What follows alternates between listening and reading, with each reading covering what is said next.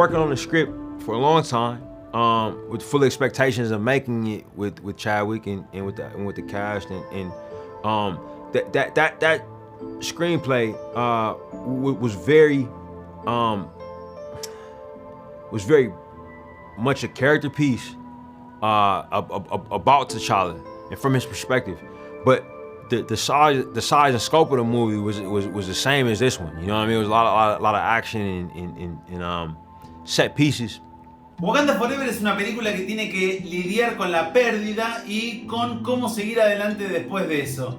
¿Lo pensaste así en la reescritura del guión? That idea of Wakanda Forever, is that being something that they would say, means that Wakanda in their mind is the oldest human kingdom, and it'll be the last human kingdom. You know, like it's gonna be there. In acknowledging the past while hurtling towards the future. You know, and in this film, we were dealing with the reckoning with what that means, like what that means to stick around and be resilient. Well, because humans are not immortal. What it means is if you stick around long enough, you're gonna lose some people. You know, you're gonna lose people that meant something to you, and you're gonna have to find a way to keep going without them. ¿Cómo pensaste incluir a Namor y su rica cultura? I would say it came from our process. You know, like when we were deciding to make another Black Panther film, we were trying to be intentional about what that is. You know, like if we were to deliver on, because our first film was the first one. You know, like I've had experiences continuing on a series of films, and you know, like for instance, when I was working on Creed, it was gonna be the first Creed, but there had been six Rocky films before that. You know, and it was like, all right, so what happens in a Rocky movie? You know, there's a lot of heart, it's family stories, and it's also boxing.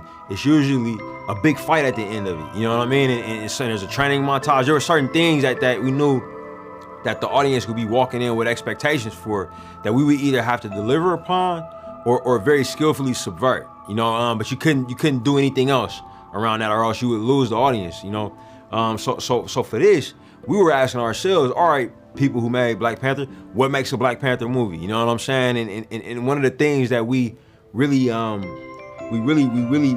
drilled it down to was this idea of cultural specificity and respectful filmmaking around cultures. You know what I'm saying? Like being intentional and being respectful of cultures. And for the sequel, we wanted to open it up.